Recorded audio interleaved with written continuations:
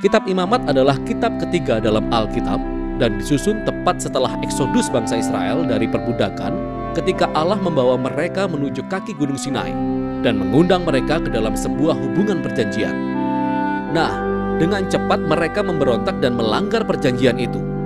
Dan Allah menghendaki kehadirannya yang mulia datang dan tinggal di tengah-tengah bangsa Israel dalam bentuk kemah suci. Namun dosa-dosa bangsa Israel merusak hubungan itu.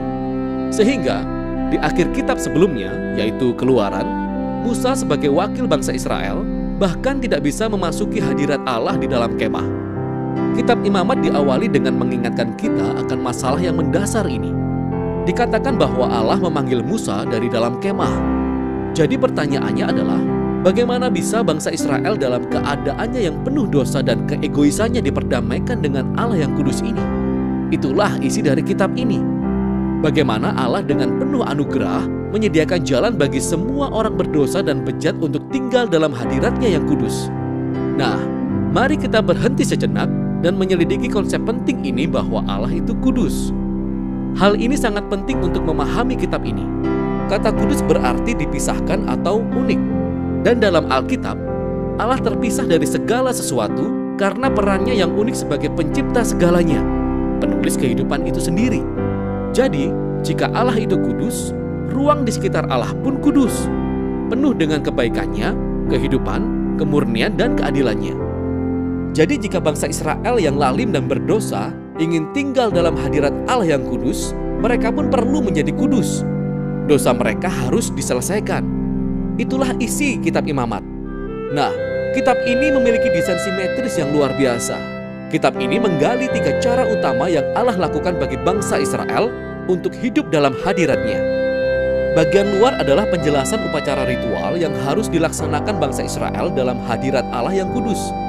Bagian berikutnya berfokus pada peran para imam Israel sebagai mediator antara Allah dan bangsa Israel. Dan di dalamnya terdapat 2 bagian yang serupa yang berfokus pada kemurnian bangsa Israel.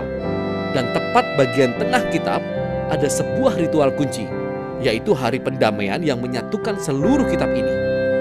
Kitab ini ditutup dengan sebuah bagian pendek di mana Musa mengajak bangsa Israel untuk tetap setia pada perjanjian ini.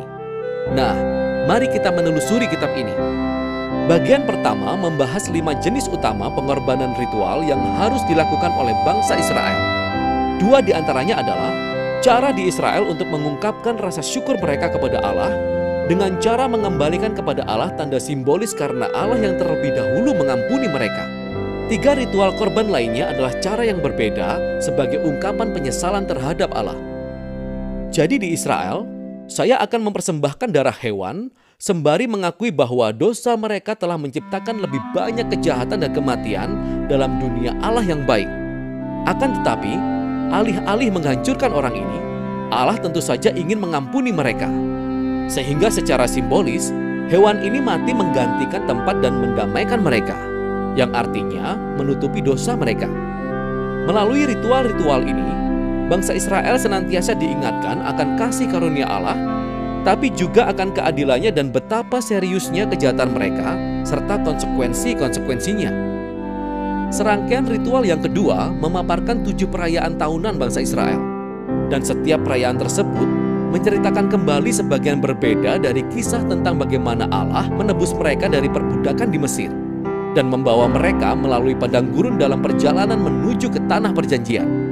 Dan dengan merayakan perayaan-perayaan ini secara rutin, bangsa Israel akan mengingat siapa mereka sebelumnya dan siapa sejatinya Allah bagi mereka.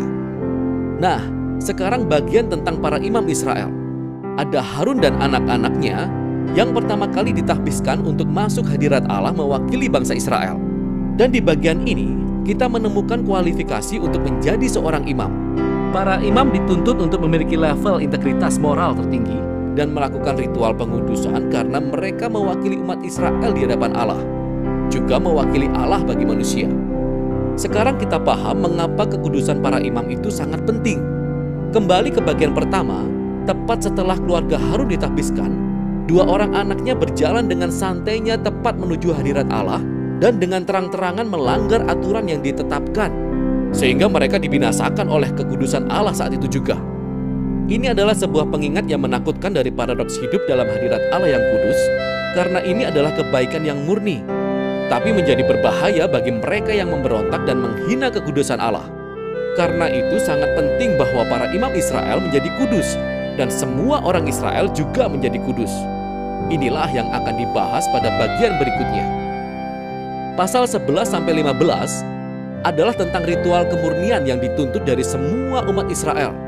Dan pasal 18-20 tentang kemurnian moral bangsa Israel. Inilah yang ada di balik semua bahasa kemurnian dan kenajisan.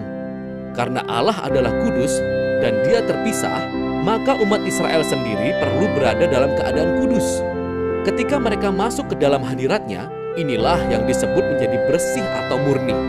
Hadirat Allah tidak bisa dijangkau oleh siapa saja yang tidak dalam keadaan kudus. Dan inilah yang disebut menjadi tidak bersih atau cemar.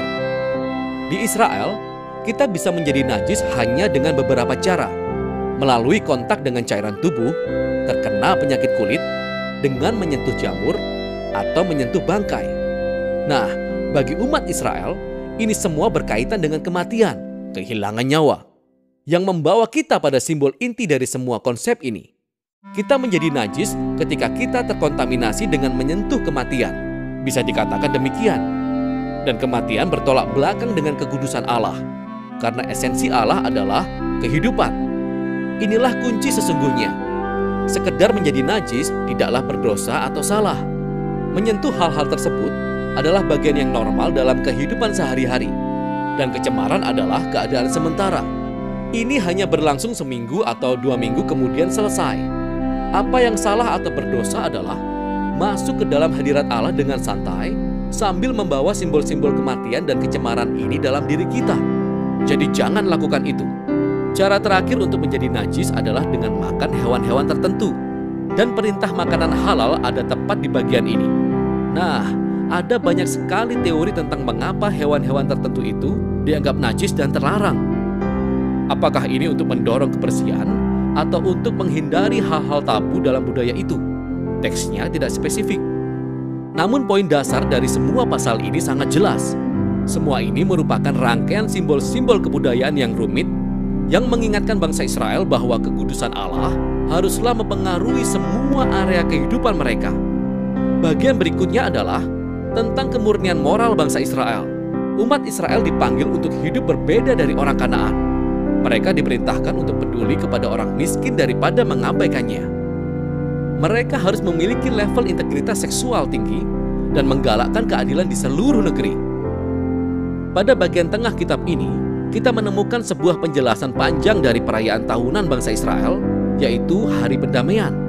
Kemungkinannya, tidak setiap dosa dan pemberontakan umat Israel ditutupi melalui pengorbanan secara individu, sehingga setiap setahun sekali, imam besar akan mengambil 2 ekor kambing jantan. Salah satunya akan menjadi korban penghapus dosa dan menghapus dosa bangsa Israel, dan yang lain disebut kambing hitam.